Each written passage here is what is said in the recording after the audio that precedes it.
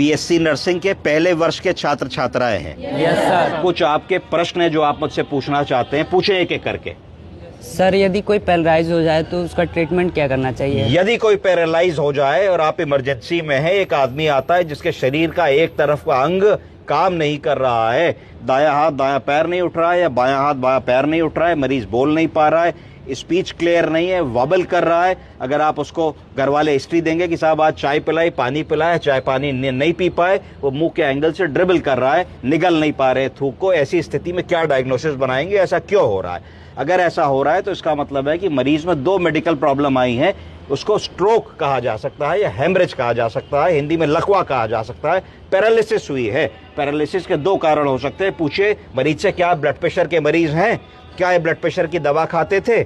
क्या इन्होंने blood pressure की दवा मिस की है? शायद मरीज कहते हाँ साहब 10 साल से ब्लड प्रेशर की दवा है, हफ्ते भर से ब्लड प्रेशर की दवा नहीं खा रहे थे, सर में दर्द और भारीपन बहुत बता रहे थे, एकाएक बैठे थे, गिर पड़े और तब से बेहोश हैं और एक तरफ का शरीर उसके बाद से काम नहीं कर रहा है। तो एकदम से आपके दिमाग में आना चाहिए कि इनको ब्लड प्रेशर की वजह से ब्रेन हैमरेज हो गया है, जिसके कारण से शरीर का एक हिस्सा लुंज हो गया है। एक चीज आपको पता होनी चाहिए कि जिस तरफ ब्रेन में ब्लीडिंग होगी उसके अपोजिट साइड की वीकनेस जाएगी। तो अगर दाईं तरफ अंग काम नहीं कर रहा है तो एकदम से आपके दिमाग में आना चाहिए कि बाईं तरफ के ब्रेन में ब्लीडिंग हुई होगी या स्ट्रोक या क्लॉट आया होगा। इस तरीके से आप 1 या 2 मिनट के अंदर क्लिनिकल वर्कअप करके समझ सकते हैं कि मरीज में जरूर स्ट्रोक या पैरालिसिस है। इसको किस जांच के लिए भेजना चाहिए?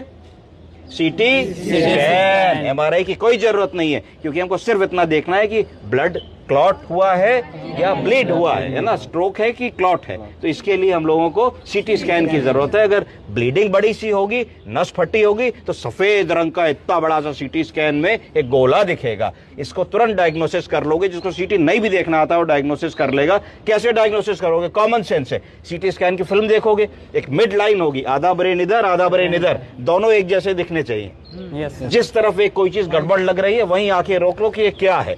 तो अगर ब्लड होगा तो सीटी स्कैन में सफेद रंग का दिखेगा, अगर स्ट्रोक या इन्फार्क्ट होगा तो काले रंग का दिखेगा। मैं आपको सीटी की फिल्म दिखाऊंगा। अगला सवाल पूछिए। सर अगर किसी पेशेंट को ब्रीदिंग डिफिकल्टी दे दीजिए। हाँ, और किसी पेशेंट को ब्रीदिंग डिफिकल्टी हो, मतलब उससे सांस नहीं आ रही हो, तो इस सिचुएशन में हम उससे कैसे? इमरजेंसी में एक मरीज आया, बोला बहुत तेज सांस फूल रही है, मैं सांस नहीं ले पा रहा हूं, कुछ करिए, मुझे बहुत ब्रीदिंग डिफिकल्टी हो रही है। तो आपको दिमाग में आना चाहिए कि क्यों ऐसा हो रहा है, इसका क्या कारण हो सकता है। तो ब्रीदिंग कहां से करते हैं? लंग से। लंग्स।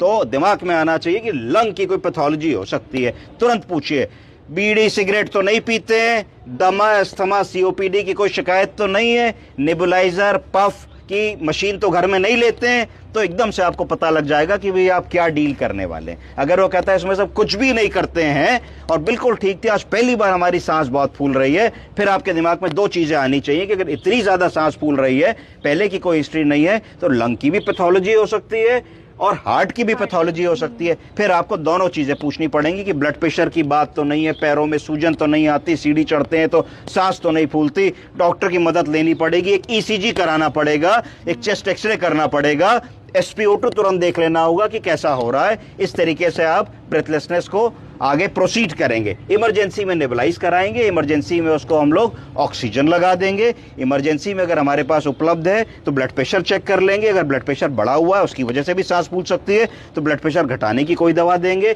लेसिक्स का इंजेक्शन लगा सकते हैं। अगर ब्लड प्रेशर बढ़ा नहीं है, सांस फूल रही है, तो डेरिफाइलिन ब्रोंकोडायलेटर का हम इंजेक्शन लगा सकते हैं। आला अगर उपलब्ध है तो आला लगा के देख सकते हैं कि एयर एंट्री कैसी है। जब हम एयर एंट्री चेक करते हैं तो तीनों lobe, upper lobe, middle lobe, lower lobe में बराबर से अच्छी आवाज सुनाई पड़नी चाहिए। अगर अस्थमा का दमा का मरीज होगा, स्पैज्म आ रहा होगा, तो सीटी जैसी आवाज सुनाई पड़ेगी। आप दूर से भी जाएंगे मरीज के पास तो सांस ये आवाज आएगी, इसका मतलब सांस लेने की कोशिश कर रहा है पर वो हवा अंदर तक नहीं जा पा रही है। तो ब्रोंको डायलिटेशन की जरूरत होगी, नेबुलाइजेशन, डेरिफाइलिन, स्टेरॉइड का सपोर्ट, हाइड्रोकॉर्टिसोन या डेक्सामेथासोन लगाओगे, तुरंत मरीज को आराम आ जाएगा। अगला सवाल।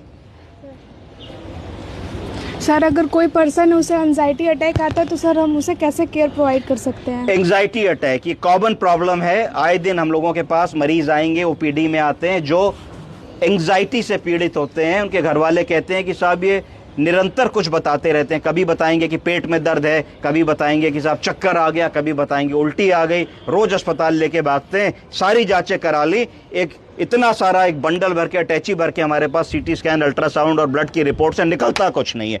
तो जहां मरीज ये बताना शुरू करे कि 4-5 साल से ये सब हो रहा है, बक्सा भर जांचें हैं, बड़े बड़े डॉक्टरों ने देख लिया, कुछ नहीं निकलता, और हर 15 दिन में ऐसा होता है। और क्यों होता है? जब सोच ज्यादा लेती हैं, जब चिंता ज्यादा कर लेती हैं, जब कोई बात इनके मन की नहीं होती है, तनाव की बात होती है, तभी ऐसे करती हैं। तो समझ लीजिए कि एंजाइटी या पैनिक अटैक हो रहा है। जनरली अगर एंजाइटी या पैनिक अटैक होता है तो फैमिली हिस्ट्री होती है।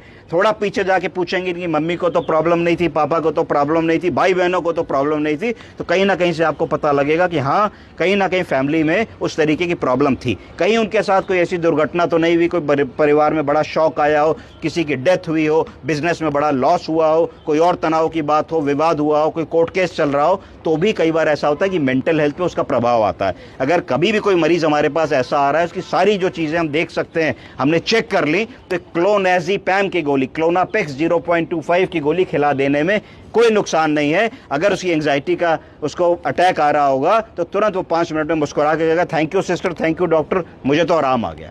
ठीक है, और कोई सवाल? Thank you sir.